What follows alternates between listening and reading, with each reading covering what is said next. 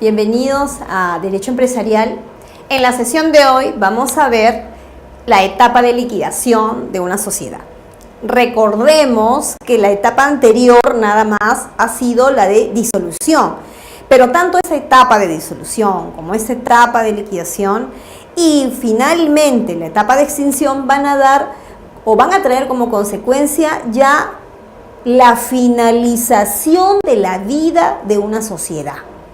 Mencionamos esto porque inicialmente estuvimos hablando de cómo constituir una sociedad, cómo mantener una sociedad, cuáles eran sus organismos que la apoyaban, cómo era un poco el tema de poder reorganizar la sociedad si veíamos que había alguna coyuntura negativa. Lastimosamente hay casos en los cuales esa coyuntura negativa avanza y ya no hay forma de poder darle un mejor impulso a la sociedad. Y lo único que nos queda es eliminarla, disolverla, liquidarla y extinguirla. Entonces, dentro de ese margen, vamos a conocer qué es una liquidación. La liquidación es una fase de la vida de la sociedad, como ya lo hemos mencionado, en la que tenemos que luego prepararnos para la extinción total. Y esto a su vez trae como consecuencia la cancelación de nuestra existencia en general. Es más, la formalidad es que en el registro ya no deberíamos aparecer. El folio real de nuestra sociedad ya no debería existir. Solo va a mantenerse como un archivo, si nosotros queremos ir a verla. Nuestro nombre va a ser nuevamente utilizado por cualquier otra persona. Pero esta es la fase en la cual vamos a dar paso a lo inevitable, a la extinción. Dentro de ese esquema, ¿cuáles son los efectos de una liquidación? Los efectos de una liquidación son conservar la personería jurídica hasta el momento en que no solicitemos la extinción. Es decir, vamos a todavía sobrevivir como estado, como sociedad en estado de liquidación, pero no vamos a, en todo caso, desaparecer del colectivo. Vamos a mantenernos, inclusive, como dicen los efectos, con la palabra o con la frase en liquidación. El ejemplo que habíamos dado desde el inicio, los conquistadores del Oriente, Sociedad Anónima Cerrada, en liquidación. Es decir, somos una sociedad que todavía puede seguir, digamos, activa, pero que va a tener ya no un representante, un gerente, un director, va a tener un liquidador como representante procesal, representante general, ¿no? Y todo esto acorde a ley y al estatuto. Entonces, él se va a encargar de hacer ¿qué? Él se va a encargar de hacer el balance final, va a ser el encargado de hacer la memoria, va a ser el encargado de hacer el resumen de los estados financieros de esta sociedad para efectos de demostrarle a los socios accionistas al día anterior a la extinción en qué se encuentran y ver cómo van a distribuir eso en el orden de prelación. Primero todo lo que tiene que ver con el tema de las obligaciones laborales y luego ya con los accionistas. Es por eso que, como habíamos dicho minutos anteriores, necesitamos tener un informe general y final de cómo se encuentra esa sociedad. Ese balance final debe de contemplar la memoria de liquidación y a su vez el estado financiero de esa sociedad con una propuesta de distribución de ese patrimonio, activos y pasivos, respecto de quienes estarían esperando, ¿no?, recibir como parte final ilimitada, no ilimitada, sino limitada, de cómo van a distribuirse esa parte económica líquida o lo que correspondería al patrimonio mobiliario e inmobiliario de la sociedad. ¿Necesitamos tener aprobación de la Junta?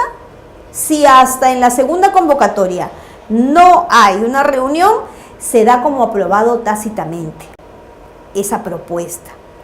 Ese balance tiene que ser publicado y conocido, sí. Así como hubieron momentos en los cuales los accionistas teníamos el derecho a oponernos, el derecho a separarnos de la sociedad, en este caso que ya no se da para más, sí tenemos el derecho de conocer todos los documentos que impliquen el estado final de esa sociedad y a su vez que lo conozcan los terceros, porque por ahí puede ser que haya un acreedor que no recordamos, pero no recordamos pues de manera selectiva, y que sí luego tenga derecho de venir y reclamarnos parte de la distribución de ese patrimonio final.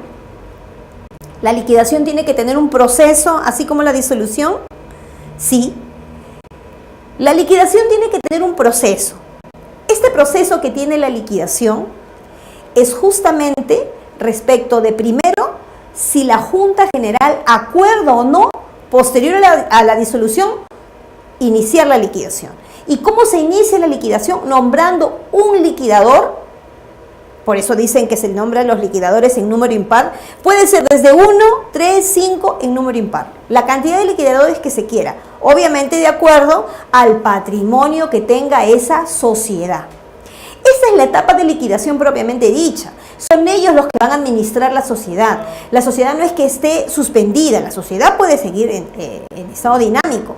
El tema es que ya el único representante va a ser el liquidador. Y el liquidador verá cómo ir administrando y todo eso informarlo en el balance final que tiene que demostrarles a los socios o accionistas. Luego viene, obviamente, el tema de aprobar ya en un balance final este proyecto de distribución de haber social. Y finalmente, luego de ocurrido o no esta aprobación, publicar este balance final de liquidación a efectos de que todos los interesados lo conozcan. Muy bien. Hasta aquí nosotros hemos venido explicando el siguiente proceso a la disolución, es decir, la liquidación.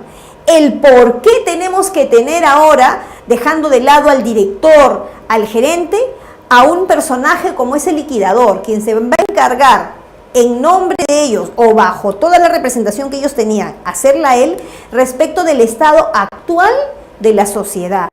Tiene que dar, como dicen, el rush final a todo lo que es el patrimonio de la sociedad, efectos de luego ser distribuidos en cuanto a los cumplimientos o a las obligaciones necesarias y luego la que corresponde de manera limitada a los socios. Hasta aquí hemos llegado con esta sesión sobre la liquidación. Los esperamos en la siguiente sesión, que vamos a hablar, sí, y con tristeza, sobre la extinción de la sociedad, sobre ya, digamos, el cierre de una sociedad, inclusive en registros, y hasta el uso del nombre de una sociedad respecto de terceros, porque ya la sociedad en sí habría desaparecido. Entonces los esperamos en la siguiente sesión aquí en Derecho Empresarial y con el siguiente tema, que es sobre extinción de sociedades. Muchas gracias.